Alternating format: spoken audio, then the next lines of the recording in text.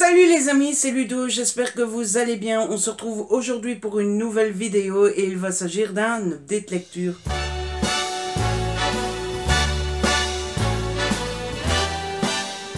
En effet, comme d'habitude, j'attends pas trop longtemps avant de vous parler des livres, histoire que ça reste bien frais dans la tête. Et comme d'habitude, j'ai 5 livres à vous présenter, et non pas 4.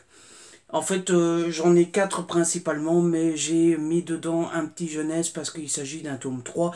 Et comme c'est un tome 3, je ne peux pas trop vous en dire, donc je me suis dit, c'est pas ça qui va rallonger la vidéo à outrance.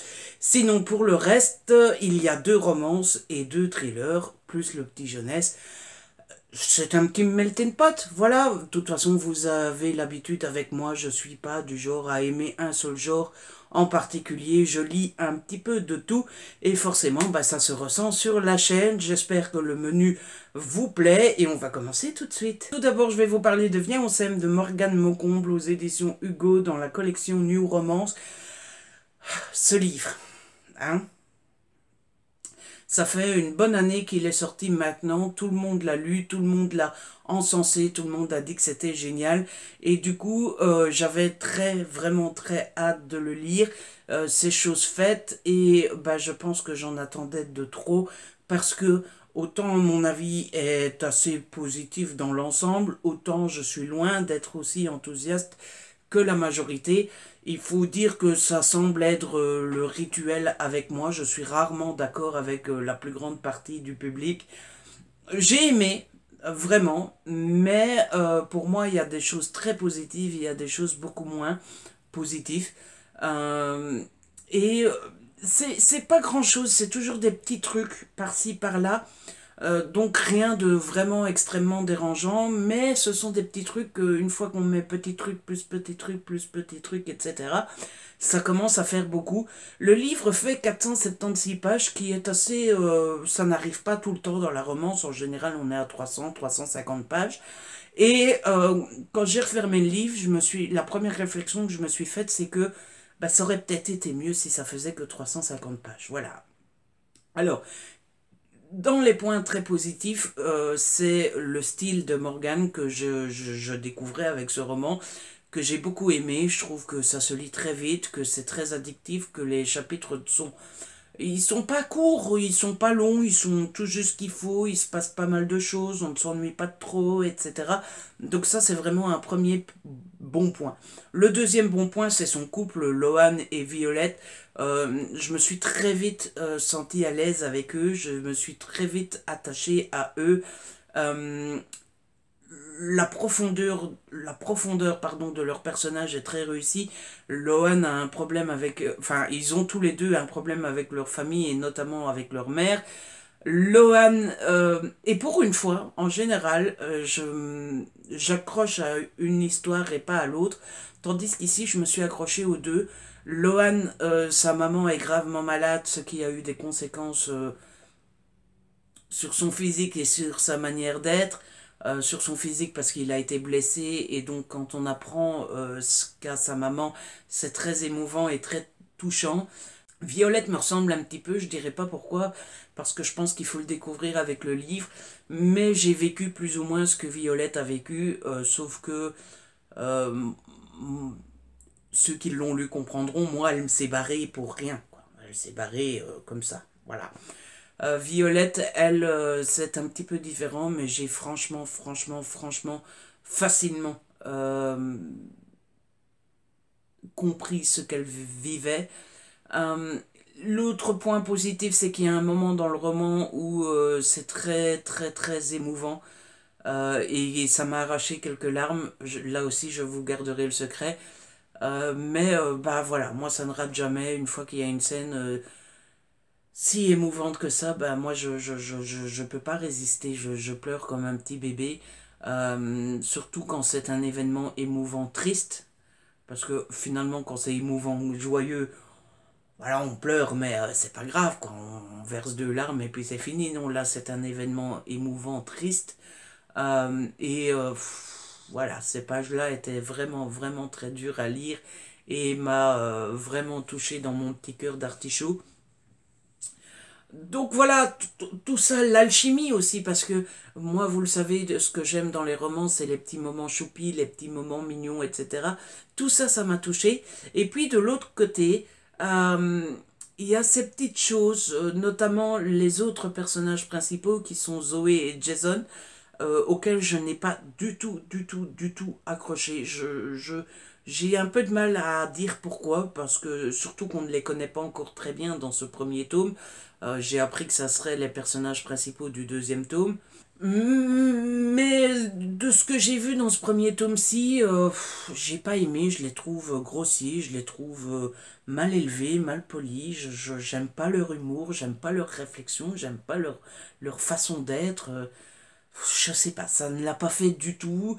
J'ai déjà commandé le tome 2 et je sais d'avance que je vais avoir un a priori très négatif en commençant ce tome 2 parce que bah, les personnages ne me plaisent pas d'avance. Après voilà, on les voit très peu, on les connaît très peu, donc ce n'est qu'un a priori. Et je ne demande qu'une chose, c'est de me tromper et que ça va changer quand je dirai le tome 2. Mais j'ai eu beaucoup de mal avec ces personnages-là ici. La deuxième chose qui m'a un peu dérangé, c'est le dernier retournement de situation. Comme dans toutes les romances, on a les deux personnes, Lohan et Violette, et comme dans toutes les romances, il y a un certain nombre de barrières qui font qu'ils ne peuvent pas être ensemble, ou en tout cas qui pensent ne pas pouvoir être ensemble. Et comme dans toutes les romances, au fur et à mesure de la lecture, les barrières sautent, et on arrive au moment où il n'y a plus de barrières. Voilà, c'est pas vous spoiler que de dire ça, c'est le schéma classique de toutes les romances. Et une fois que toutes les barrières sont levées, il y a ce dernier obstacle et j'ai trouvé que c'était trop. Je me suis dit, oui, bon, d'accord, mais non, là, ça commence à faire beaucoup. Euh, et puis surtout, ce qui m'a vraiment dérangé et ce qui a fait que ça m'a gâché un petit peu le plaisir de cette lecture, c'est qu'une fois qu'on arrive au bout, ça commence à être long. Voilà, j'ai trouvé ça un petit peu long sur la fin. Surtout que tant qu'il y a les barrières, le fait qu'ils disent on est amoureux mais on peut pas, machin, bidule, j'hésite, je veux, nanana, ça passe. Mais à la fin, je sais pas moi, dans les 100 dernières pages, elle sait qu'elle est amoureuse de lui, il sait qu'il est amoureuse d'elle, on sait qu'ils sont amoureux, la fille le reconnaît, puis c'est le garçon qui le reconnaît, mais la fille ne veut pas, puis c'est le garçon qui ne veut pas, et puis ainsi de suite, et nani, et nana, et nana, et je t'aime, moi non plus, je t'aime, moi non plus, je t'aime, moi non plus. Au bout d'un moment, t'as juste envie de dire, les gars, hein, ça suffit maintenant. Donc voilà, avis assez contrasté, mon sentiment global est positif, j'ai passé un bon moment, je retiendrai, je pense que quand je reverrai ce livre dans mes étagères, je penserai positif, mais il y a tous ces petits défauts et toutes ces petites choses qui ont fait que voilà. Maintenant, est-ce que c'est moi qui ai été fermé à ça? Est-ce que c'est moi qui en attendais trop de ma lecture? Ou est-ce que c'est des petites erreurs parce que c'est un premier roman? Je n'en sais strictement rien, c'est ce que j'ai ressenti. Et puis voilà, c'est dommage. J'aurais adoré pouvoir dire que c'est un coup de cœur parce que Morgane est une personne, je la connais pas personnellement, mais de ce que je vois d'elle sur les réseaux sociaux, c'est une personne admirable et adorable. Mais voilà, il faut être honnête. Et puis voilà, je suis sûr qu'elle va se rattraper. Enfin, qu'elle va se rattraper. Je suis sûr que mon avis sur le tome 2 sera meilleur. On va rester positif. Ensuite, je vais vous parler d'un petit thriller. Il s'agit de Le Zoo de Jean Phillips aux éditions 10-18. C'est un livre que j'ai lu dans le cadre du Black November de l'ami Séverine de Il est bien ce livre. Et quand je vous l'ai présenté en beaucoup, je vous avais dit que c'était un livre qui m'intéressait depuis qu'il était sorti en grand format, mais que je ne l'avais pas acheté parce que bah, le grand format chez Robert Laffont c'est 22 euros, alors que le livre fait même pas 300 pages, hein, il fait 280 pages, donc il était hors de question que je paye 22 euros pour ça. Et maintenant que je l'ai lu, je me dis j'ai bien fait de pas l'acheter en grand format. Alors ça commence mal comme chronique, quand on dit j'ai bien fait de pas donner 22 euros pour cette histoire. Encore une fois, mon avis n'est pas totalement et complètement négatif, il est contrasté. C'est-à-dire que j'ai adoré le sujet de base. Je vous le rappelle, on est ici avec Joanne, qui est une jeune maman. Elle est au zoo avec son petit fiston, qui s'appelle Lincoln. Euh, Et au moment où ils sortent du zoo, la maman se rend compte qu'il y a un terroriste à l'entrée du parc qui tue tout ce qui bouge. Voilà. Euh, j'ai adoré l'histoire de base, déjà parce que c'est quelque chose de malheureusement, très malheureusement même, d'actualité. Hein, les terroristes, ces connards et ces fous qui tirent à tout va, prétextant une soi-disant religion. Enfin bon, c'est censé être leur religion, ils n'y connaissent rien parce que ce qu'ils disent de leur religion, c'est complètement le contraire. Même si je suis pas sûr que ça soit un djihadiste ici, hein, on ne le dit pas. Bref, on s'en fout, c'est un autre débat. C'est malheureusement d'actualité et quand tu lis quelque chose qui est d'actualité, c'est toujours intéressant. J'ai adoré l'histoire de base aussi parce que forcément on est dans une espèce de huis clos, même si c'est grand comme huis clos, mais ça se passe essentiellement dans le zoo et donc il y a cette partie de... c'est fermé quoi, c'est le zoo et il n'y a pas d'autre endroit où se déroule l'histoire. Et puis j'ai aimé, la plus grande chose qui fait que j'ai aimé, c'est que on a cette maman et ce petit garçon qui se cache. À certains moments, les terroristes, parce qu'on se rend compte qu'il y en a plusieurs, passent tout près d'eux. On est avec cette maman qui a peur pour elle, mais surtout pour son fils. Et on a peur pour eux, on est en empathie pour eux, on tremble pour eux, on a peur pour eux, on prie pour eux. Et c'est ça qui fait la force de ce roman. Surtout qu'il y a un petit garçon en jeu. Alors je dis pas que la maman peut mourir et on s'en fout. Mais autant qu'un adulte soit en danger et qu'un adulte puisse mourir, c'est déjà affreux et ça touche déjà énormément. Mais je pense qu'on est beaucoup et que vous serez d'accord avec moi. Quand c'est un enfant qui est en danger, quand c'est un enfant qui pourrait mourir, c'est encore plus touchant. Et donc cette partie-là est très réussie. Donc j'ai aimé tous ces aspects de l'histoire. Par contre, à côté de ça, il y a plein de petites choses, encore une fois, qui m'ont dérangé. La première d'elles étant que on suit à certains moments d'autres personnes qui sont dans le zoo. Et pour moi, c'est pas du tout réussi. Je pense déjà que c'est parce qu'on démarre l'histoire avec Joanne et son petit garçon. Et on s'attache très vite à eux et on suit ces deux personnages-là pendant 65 pages avant de passer à un autre personnage. Et le problème qu'il y a eu, c'est que vous êtes avec Joanne et son fils, vous êtes en empathie pour eux, vous avez peur pour eux, et puis du coup, quand on vous présente un autre personnage, vous n'avez qu'une seule envie, c'est de revenir à Joanne et à son fils. Voilà, vous lisez ça, vous vous dites oui, c'est bien, mais et Joanne? Elle est où Joanne? Qu'est-ce qui se passe pour Joanne? Donc voilà, les autres personnages, je suis passé un petit peu à côté d'eux. La deuxième chose qui m'a un petit peu paru bizarre, c'est qu'à un moment, je vous l'ai dit, Joanne se cache avec son fiston. Son fils a 4 ans.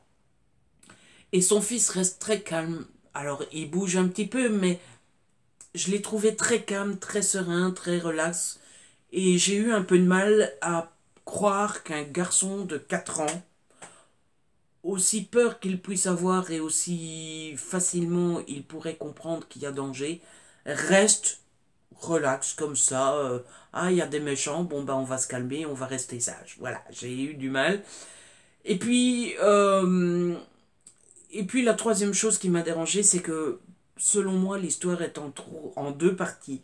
Il y a la première partie où on sent que Joanne et Lincoln peuvent vraiment être en danger. Ils sont cachés à un certain endroit.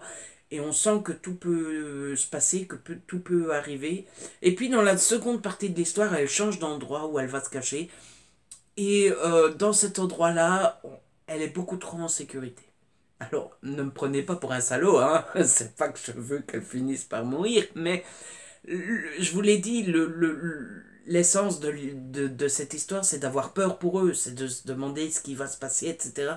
Et dans la deuxième partie, là où ils sont trop en sécurité, et donc on ne sent plus du tout le danger. On se dit, bon, ils sont là, ils sont pépères, il se passe plus rien, et voilà. Voilà. Donc, sentiment partagé sur ce roman. J'ai pas aimé autant que j'aurais voulu. C'est bien dommage, mais qu'est-ce que vous voulez? J'en suis le premier, désolé. Ensuite, j'ai lu Horizon Out of Time, La survie n'est pas un jeu de Jude Watson aux éditions Albin Michel Junior. C'est le fameux jeunesse dont je vous parlais au début de la vidéo. C'est un tome 3, c'est pour ça que je peux pas vous en dire trop. C'est la suite de Horizon Crash et Horizon Dead Zone. C'est la saga Horizon, donc n'est-ce pas? Pour ceux qui n'auraient pas suivi cette saga, c'est l'histoire d'un groupe de jeunes qui se trouvent dans un avion et leur avion va se crasher. C'est déjà terrible que son avion se crache, c'est pas la situation la plus amusante du monde, mais ce qui est encore plus terrible, c'est qu'ils atterrissent dans un endroit très mystérieux. C'est pas vraiment une île, mais c'est un endroit où la météo est complètement différente, où il y a des animaux très bizarres, où il y a des phénomènes de gravitation un petit peu spécial, des champs magnétiques et compagnie. Ça fait beaucoup penser à la série Lost, pour ceux qui connaissent et ceux qui sont fans. Et justement, on est c'est dans le tome 3, et pour ceux qui connaissent Lost, ça ressemble très fort à la saison 3 de Lost. Voilà, comme quoi le parallèle continue, j'arrête pas de comparer cette saga à Lost, et on est au troisième tome, et ça ressemble à la saison 3 de Lost. Comme quoi, je ne dis pas que des conneries tout le temps. Donc pour ceux qui connaissent la saison 3 de Lost, vous aurez sûrement deviné la grande nouveauté de ce roman, c'est que on va tomber sur de nouveaux personnages, alors que dans les deux premiers tomes, on est vraiment avec le groupe qu'on connaît depuis le début. Là, on va avoir de nouveaux personnages. Ce qui est très cool avec cette saga, c'est que chaque tome est écrit par un nouvel auteur, ce qui fait que on est dans la continuité, l'histoire continue, l'histoire s'arrange bien, continue bien, etc. Mais chaque tome a son vrai univers à lui. On sent pas forcément la différence d'écriture d'un auteur à l'autre, mais on sent la patte, on sent que chaque auteur a rajouté son petit univers, son petit truc à lui, etc. Et donc bah, j'ai passé un excellent moment avec ce tome 3, et je ne peux que vous conseiller cette saga. Franchement, si vous connaissez pas, foncez les yeux fermés. Le premier tome est sorti en format poche. Tentez, je vous le dis, vous passerez un excellent moment, encore plus si vous aimez la jeunesse, forcément. Ou si vous aimez Lost. Ensuite, j'ai lu une petite romance encore, Ton arrogance, mon insolence de Nathalie Charlier aux éditions Harlequin dans la collection E.H. Il est à prix mini à 4,99 €. Moi, j'avais eu la chance de le recevoir de la part des éditions Harlequin. Euh, j'ai passé un assez bon moment avec ce roman. Alors, c'est un roman qui est une romance qui est assez classique sans l'être tout à fait non plus. Pour l'histoire, on suit d'un côté Nathan qui est footballeur, qui est très beau, qui est waouh, qui est magnifique, etc. Et de l'autre côté, on suit Ella qui est un petit peu plus jeune, qui est étudiante en médecine, qui est très sérieuse et compagnie, et elle ne veut pas forcément avoir un mec. Et donc, elle va rencontrer par hasard Nathan qu'elle déteste à la base, et puis au fur et à mesure, ils vont se mettre ensemble et compagnie. Vous voyez, en racontant l'histoire comme ça, c'est assez classique. Ce qui est un peu moins classique, c'est le personnage de Nathan. Alors, je viens de vous le dire, il est très beau, il est sexy, il est footballeur, donc il est sportif et tout. Il est. Oh, on le voit, on a envie d'être dans son lit direct. D'ailleurs, on connaît son anatomie, puisque son pénis est surnommé l'anaconda, parce qu'il est très, très. Alors, son pénis est très grand, très épais, très. Oh, un pénis, c'est très. Oh, oh. Mais ce qui fait la particularité de Nathan, c'est qu'il est très con. En tout cas, on nous le présente comme ça au début. Finalement, on va se rendre compte que c'est pas tellement qu'il est con, c'est juste qu'il vient d'un endroit assez pauvre, il n'a pas fait ses études jusqu'au bout, etc. Et du coup, bah, il a un niveau de langue un petit peu moins élevé que pourrait l'être une universitaire en médecine. Vous voyez le genre? Et donc au début, Ella trouve Nathan très, très bête, très idiot, très simple et compagnie. Et ce qui fait la particularité de cette romance, c'est que Nathan a un gros complexe d'infériorité à cause de son niveau de langue euh, qui est un petit peu plus bas que Ella, à cause du fait qu'il ne sache pas qui ne sache pas des mots un petit peu plus savants, un petit peu plus élaborés, etc. Par exemple, il connaît pas le mot nonobstant. Et ça le complexe très fort quand il entend et l'a parler parce que ben il a peur de dire qu'il connaît pas le mot, il a peur de passer pour un imbécile, et puis surtout il a l'impression qu'il sera jamais à la hauteur d'Ella parce que ben Ella c'est quelqu'un de très intelligent qui fait des études. Enfin, pour être médecin, il faut quand même faire des études assez. Et lui, il est là, il connaît pas certains mots, et puis Ella lui dit, bah, t'as qu'à me demander, et puis il dit, oui, mais tu vas me prendre pour un con, je suis un imbécile, etc. Et j'ai trouvé ça très intéressant parce que c'est la première romance où je vois l'homme avoir un tel complexe d'infériorité, que ce soit niveau langue ou physique ou quoi. En général, l'homme est toujours mis sur un piédestal, il est très fort, il est très beau, ce qui est le cas de Nathan, mais il est aussi très intelligent, très riche, il a réussi dans la vie et compagnie. Là, non, on est face à quelqu'un de très beau qui a réussi parce qu'il est footballeur professionnel très connu, mais qui n'est pas forcément le plus intelligent du monde, qui ne connaît pas certains mots, qui... Enfin, vous voyez, c'est pas le mec parfait sur tous les plans, super au-dessus de tout le monde, etc. Et c'était plutôt intéressant. Et puis, j'ai été très en empathie avec Nathan parce que ben, je l'ai déjà évoqué par-ci par-là dans mes vidéos. Je ne me prends pas pour un con ou pour un inculte, mais j'ai souvent ce complexe d'infériorité aussi. Je me sous-estime très souvent et je pense souvent que les autres sont euh, plus mieux que moi. Je trouve que mes vidéos sont moins bonnes que les autres, que mes chroniques écrites sur le blog sont moins bonnes que les autres, etc. Donc je peux comprendre ce que vit Nathan, même si moi je n'ai pas de complexe d'infériorité à proprement dit.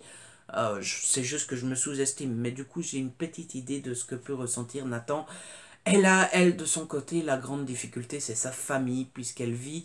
elle ne vit plus avec sa famille, mais elle vit sous la coupe de son papa, de son père qui est un vrai connard, excusez-moi du terme, mais c'est le papa qui veut contrôler toute sa vie, qui lui dit ce qu'elle doit faire, qui lui dit avec qui elle doit sortir, avec qui elle a le droit de se marier, etc. C'était très fort parce que moi, c'est le contraire, hein, je suis très proche de mon père.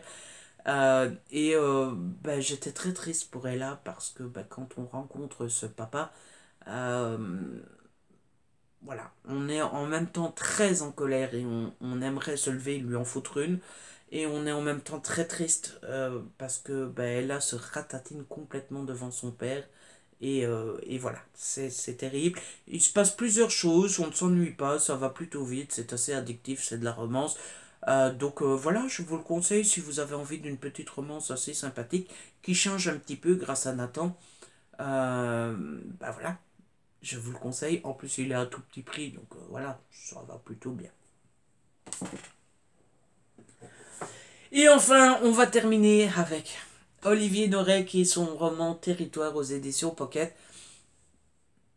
Je vous l'ai dit, ça fait un très long moment que j'avais envie de découvrir ce roman.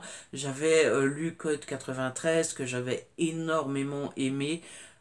Et du coup, depuis que j'avais lu ce premier tome, j'avais envie de lire Territoire et Surtension. J'ai commencé par Territoire et j'ai... Olivier Norek, pouf, pouf, pouf, pouf, pouf, quoi. C'est waouh. C'est aussi bon, si pas meilleur que le premier tome. On est toujours dans le même style, c'est du Olivier Norek. Je pense que c'est un style qu'on reconnaît très vite. Non seulement il a ce côté qu'ont certains auteurs français et certains auteurs américains, c'est-à-dire que ça va très vite, on s'emmerde pas, on fonce dans le tas, les chapitres sont très courts, c'est très addictif, il y a des cliffhangers à la fin de beaucoup de chapitres, on tourne les pages sans s'en rendre compte, c'est merveilleux comme style d'écriture, mais en plus je trouve que le style d'Olivier Norek, ça se sent aussi dans le côté brut de décoffrage, dans le côté parfois un petit peu grossier, dans le côté couillu. Euh, En général, dans les thrillers, on est là, monsieur a dit que machin, nanana. Non, ici, on sent dans l'écriture d'Olivier Norek que les flics parlent comme ils pensent, qui disent des gros mots, qui se narquent, qui sont... L'équipe de Cost est très, très amusante aussi parce que c'est une équipe avec 3 hommes et une femme. Je n'oublie personne. Cost, Ronan, Sam et Johanna. Ça fait 4, 3 hommes et une femme. Et on sent que c'est assez amusant parce qu'on sent que Johanna est la femme que les 3 hommes aiment beaucoup, qui protègent, qui sont gentils avec elle, etc. Loin de là l'idée d'être sexiste et qui dit que la femme doit être protégée. Non, c'est pas ce que je dis. Mais c'est la seule femme dans le groupe et donc ils sont gentils avec elle, etc. Bien que Johanna a son propre caractère et elle se laisse pas faire. Mais ce qui m'amuse beaucoup surtout, c'est que les 3 garçons entre eux se chamaillent souvent, se font des petites tapes dans le dos viril, ils arrêtent pas comment on dit, de se taquiner. À un moment, ils parlent de sexe et Johanna, c'est là qu'elle joue son rôle de seule femme dans le groupe. Ils parlent de sexe et puis Ronan dit j'arrive pas à le croire et Johanna lâche vous les hommes, vous croyez toujours que c'est une baguette magique que vous avez entre les jambes. Vous voyez, c'est ce genre de... Moi j'aime beaucoup. Voilà, j'aime beaucoup la relation entre tous ces collègues. J'avais eu une critique dans le premier tome en disant qu'on en connaissait assez peu sur tous les gens du groupe et que ça m'avait dérangé dans le premier tome. Ici, dans le second, j'ai eu l'impression de mieux les connaître. Alors, est-ce que c'est parce que je les retrouvais une deuxième fois et que du coup, j'avais l'impression de les connaître déjà, ou est-ce que c'est parce qu'on a plus de détails dans celui-là? Je pense que c'est un mélange des deux. Donc voilà, le style, les personnages et puis l'histoire. L'histoire qui est très bonne. Dans le premier tome, c'était une histoire que les politiques trafiquaient un petit peu les statistiques pour faire penser que la ville était meilleure. Ici, l'histoire est un petit peu dans la même veine, puisqu'on est toujours dans le système politique, etc. On suit la maire, de la ville qui traficote un petit peu avec les trafiquants de drogue pour les garder en laisse et pour les garder bien calmes et pour dire ma ville est calme et pour pouvoir être réélu, sauf que ça part en cacahuète. Il y a plusieurs meurtres, je crois qu'il y en a 4 ou 5. 4, il me semble qu'il y en a 4. Les méchants font froid dans le dos, il y a notamment un petit garçon de 12 ans qui est une vraie racaille et franchement il a 12 ans. Moi j'aimerais pas le rencontrer parce que j'en ai 28, mais devant le gamin de 12 ans, moi je me... Oui. Bref, ce n'est que du bonheur en barre et je n'ai qu'une seule envie maintenant, c'est de me lancer dans le tome 3. J'ai l'impression que j'ai très peu dit sur l'histoire, mais je vous ai donné l'histoire principale, je vous ai dit qu'il y avait des meurtres, que les méchants étaient méchants, très réussis. Et pour le reste, j'ai envie de vous laisser découvrir la suite. De toute façon, si vous avez aimé le premier tome, ça m'étonnerait que vous n'ayez pas envie de découvrir ce second. Voilà. Et c'est comme ça que se termine cette vidéo. J'espère qu'elle vous a plu. J'espère que je vous ai donné envie de découvrir tous ces livres. Franchement, ils valent tous la peine. Même si sur 2, j'ai quelques petits doutes. Mais franchement, c'est pas pour ça que c'est négatif. En tout cas, si cette vidéo vous a plu, n'hésitez pas à la liker, à la partager. N'hésitez pas à me laisser un petit commentaire. Vous savez que j'adore vous lire. Si ce n'est pas encore fait, abonnez-vous. C'est gratuit et ça fait plaisir. On se retrouve très vite pour une nouvelle vidéo. D'ici là, prenez soin de vous et de ceux que vous aimez. Ciao.